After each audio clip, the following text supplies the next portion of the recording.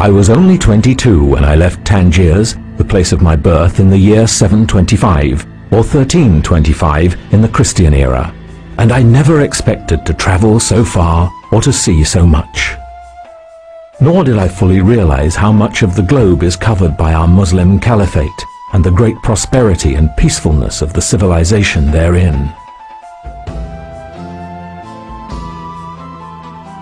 At this time, our philosophers and scholars excel all others in the quality of their writing, our engineers and architects in the beauty of their buildings, our scientists and inventors devise the most clever creations.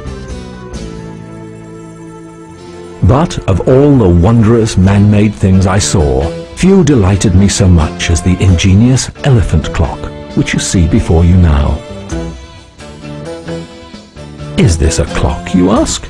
How does it tell the time? How does it work? I will tell you now.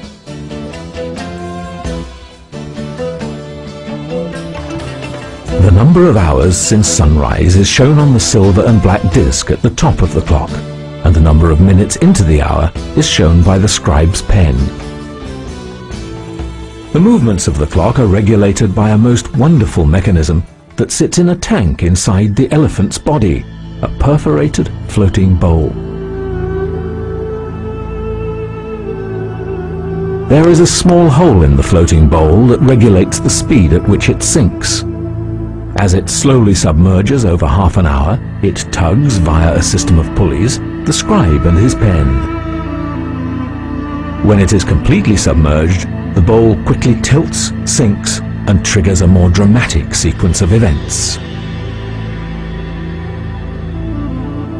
Inside the cupola at the top of the clock, a channel of balls is tilted so that a stopper is lifted to allow one to fall, hitting a fan that turns the phoenix. The ball then drops out of one of the falcon's beaks into the serpent's mouth. As the serpent falls, rotating around its pivot, the weight of the ball tugs a rope that resets the bowl back to the surface of the water. The ball drops again into a vase that triggers the mahout's mallet and hits a cymbal, which sounds a half hour. As the ball collects in a trough, the float begins to submerge again, and the whole process repeats itself with subtle adjustments for the second half of the hour.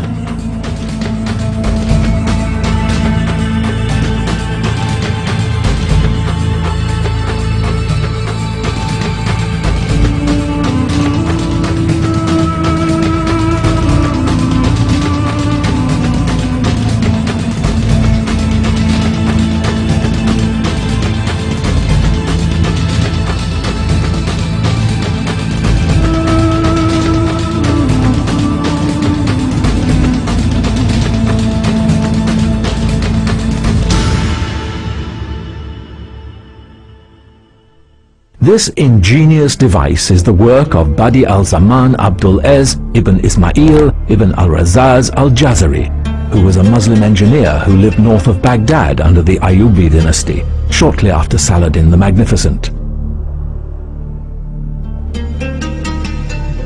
Al-Jazari built a large number of mechanical devices that revolutionized engineering. He described many of them in his book of knowledge of ingenious mechanical devices.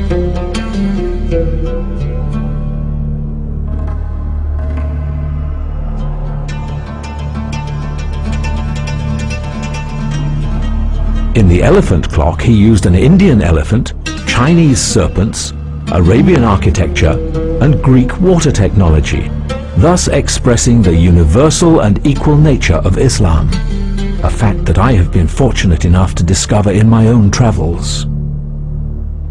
He was a pious Muslim and a great engineer who gave birth to the concept of automatic machines. Who knows what other wonderful inventions will follow in the future from this incredible notion?